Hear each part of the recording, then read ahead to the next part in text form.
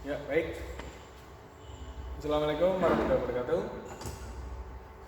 Di sini saya sebagai mahasiswa telah melaksanakan observasi yaitu mengenai tentang perawatan sistem kemudi dan power steering. Ya, jadi tujuan pembelajarannya adalah melalui kegiatan menggali informasi dari referensi dan diskusi siswa dapat menjelaskan komponen sistem kemudi dan power steering sesuai buku literatur dengan teliti, santun, bekerjasama dan menghargai pendapat orang lain. Lanjut, Bob.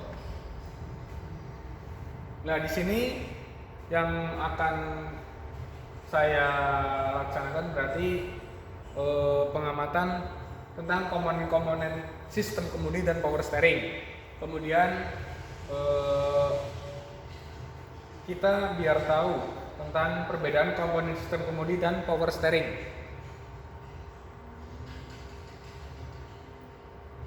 Lanjut, Pak. Nah, di sini ada beberapa komponen-komponen utama pada sistem kemudi, yaitu pertama roda kemudi, kemudian kolom kemudi, kemudian gigi kemudi, kemudian sambungan kemudi, yaitu sistem kemudi dapat kemudi pada kendaraan bersih untuk mengubah arah kendaraan oleh roda depan dengan cara memutar roda kemudi. Jadi ketika kita dalam setir, kita memainkan steering, entah itu arah kanan atau putar ke kiri, berarti roda itu sesuai dengan arah putaran kita. Ini adalah komponen sistem kemudi ya. Steering wheels roda kemudi. Berarti yang kalau kita nyetir, yang kita pegang itu roda kemudi. Setir. Lanjut. Nah, nomor 2 adalah kolom dan poros kemudi. Poros kemudi dipasang pada kolom kemudi. Poros kemudi kemudian didesain supaya runtuh ketika terjadi benturan. Nah, di sini nih. Ya, lanjut. Ini adalah roda gigi kemudi. Di sini kan nanti ada yang namanya gearbox, kemudian aja langsung. Di sini terdapat roda-roda gigi.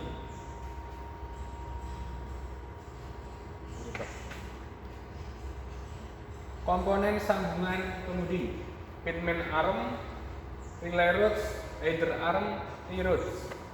Nah, ini adalah T-rod. Jadi penghubung antara as dengan roda.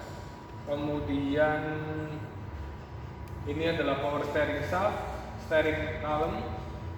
Ini adalah setir ya. Ini center link, idle arm. Kalau bengkel tuh nyebutnya tangan gareng. Lanjut. Ini adalah power steering system, gambaran power steering system ya. Ini ada komponen steering gearnya. Nah, kemudian di sini puller fluid, fluida buat menekan pergerakan. Jadi ketika kita putaran menggunakan setir, kita tidak terlalu berat ya. Ini adalah control valve. Jadi di sini tuh yang pengatur antara itu putar kanan, putar kiri. Ini di sini kan nanti ada dinamo kayak mesin pres itu, kita untuk menggerakkan fluida ya, dari sini masuk sini, kemudian masuk ke control valve. Ini untuk power steering pump, pompanya. Jadi di dalam power steering pump itu fluida dipompa untuk menggerakkan reservoir. Ini yang muter. Nah. Ya, di sini adalah komponen yang ada pada power steering pump. Pressure regulator valve. Jadi buka tutup itu ya, yang press kanan kiri ini. Pump, reservoir. Ini adalah puli ini berarti yang berhubungan dengan putaran mesin. Jadi yang menggerakkan pompa itu dari putaran dari putaran mesin. Jadi ketika mesin kendaraan itu tidak nyala, maka kita akan berat untuk menggerakkan steering. Ini ya, rotor, drive valve, as ya. Ini control valve. Fungsi power steering adalah untuk membentuk tekanan hidrolis. Nah, lanjut. Ini adalah control valve. Berarti di sini tuh mengatur aliran fluida dari pompa untuk diarahkan ke silinder sebelah kiri atau sebelah kanan pada saat belok. Jadi nanti kalau kita putarnya ke kiri, nanti katup yang mengarahkan lumbuknya itu yang ke arah kiri. Ketika kita putar kanan berarti ke arah kanan gitu. Jadi pada saat belok balik untuk ke reservoir pada saat jalan lurus. Ketika sudah tidak kita putar lagi, ntar fluidnya akan kembali ke reservoirnya lagi gitu. Ini reservoir tank. Di dalam reservoir tank tuh ada ukuran fluidanya ya di sini. Level atas minimal gitu. Berfungsi untuk tanggungan fluida power steering. Di sini ada prosedur pemeriksaan sistem kemudi dan power steering. Pemeriksaan sistem kemudi. Periksaan steering column, pemeriksaan kebebasan pada roda kemudi. Jadi ada spelang, kalau orang sini just spelang. Itu ada gerak bebasnya apa enggak, terus longgar apa enggak, terus bantalan-bantalan rodanya bearingnya tuh gimana, bearing tuh lahar kalau orang sini nyebutnya lahar. Terus steering gearnya berat apa enggak gitu. Kemudian ini pemeriksaan power steering, memeriksa free play roda kemudi, kemudian memeriksa sudut belok. Ketika kita belokan full, maksimal apa enggak, kanan kiri maksimal apa enggak. Memeriksa ketegangan drift belt pompa hidrosila. Yang penting tuh ini, memeriksa ketegangan drift belt pompa hidrosila. Jadi ketika drift beltnya itu valve itu biasanya kendor, maka ketika kita arahkan biasanya akan terbunyi kik gitu. Karena tuh tekanannya kurang. Jadi ketika kita putar karena tekanannya kurang akhirnya bunyi. Berarti valve beltnya kurang kuat untuk memutarkan pulihnya itu. Memeriksa level minyak power steering ini juga penting ya. Kalau kita naik mobil terus kita jarang cek apa itu namanya fluidanya, minyaknya kurang apa enggak, itu bisa berbahaya, bisa merusak sistem power steeringnya itu.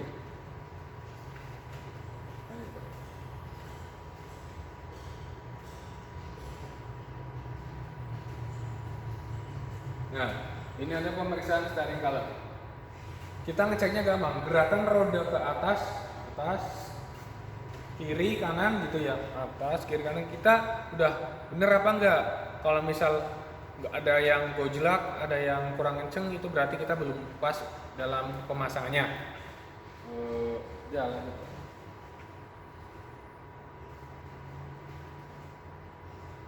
Nah, pemeriksaan kebebasan roda kemudi. Nah, ini berarti kita geser kanan kiri itu dalam apa ya?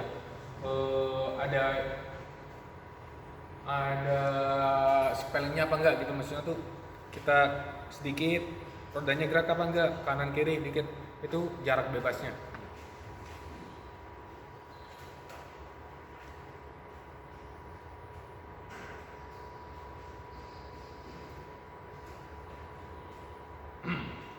Nah, ini juga kita berarti dilihatkan tentang pengecekan kelonggaran steering linkage. Nah, di sini kita mengecek roda kanan, roda kiri itu beloknya pas apa enggak. Berarti kalau misal kita full kanan kiri, kita belokkan kemudian kita belokkan juga ada yang lebih, kemudian kita pegang, berarti rodanya itu gojlak apa enggak ya, agak-agak. Kalau misalnya ada sedikit gerakan-gerakan bebas itu berarti kita perlu ganti bearing atau laharnya.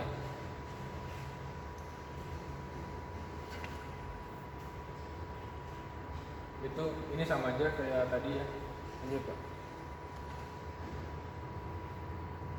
Nah, ini pemeriksaan steering gear. Dongkrak naik bagian depan kendaraan, lepaskan steering gear dan steering agar dapat memeriksa bagian-bagian satu persatu. Jadi dongkrak mobil ke atas ya pakai lift, car lift itu. Kita lihat apakah gerigi-geriginya ada yang aus antara gearbox, di dalam gearboxnya itu berarti antara poros steering sama poros remnya itu ada yang bermasalah apa enggak, ada yang aus apa enggak. Ini sangat mempengaruhi tentang kinerja power steeringnya.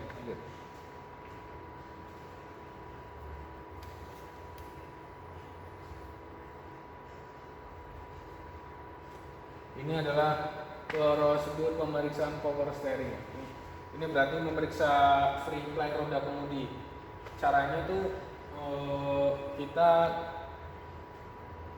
gerakan dengan sebenarnya tuh ada ukurannya ya, pakai pengukur tegangan. Ini kan ada alatnya. Kita berarti eratkan dengan bebas, berarti roda ditahan, ini digerak-gerakan, ada yang gerak apa enggak. Standarnya itu berarti 5 Newton dalam arah melingkar di roda kemudi dan ukuran free fly. Nilai standar maksimal 10 mili, berarti nggak boleh lebih dari 10 mili. Kalau lebih itu berarti harus kita perbaiki. Memeriksa sudut belok. Tempatkan roda depan pada saat mengukur radius putar dan ukur sudut belok.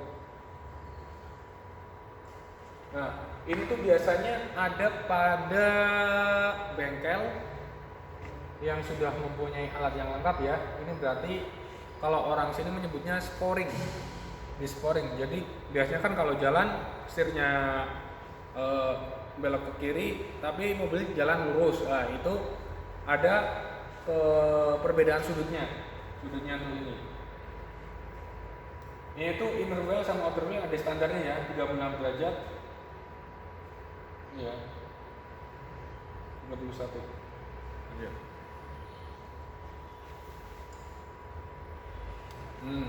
Ini juga ya, yang tadi saya katakan drift bell. Drift bellnya berarti seling yang melingkar dalam yang ini kan berarti kan melihat pergerakannya. Jadi biar itu muter terus, kendor apa enggak. Ini standarnya. Nah, standarnya kan kalau baru 11 sampai 13 mili ketika ini. Goyang apa enggak? Kalau yang lama biasanya.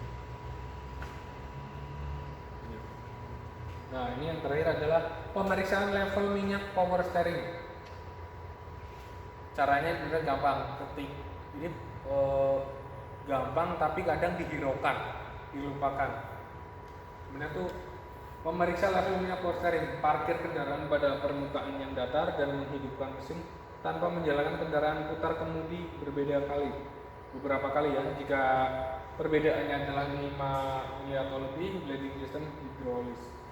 Nih.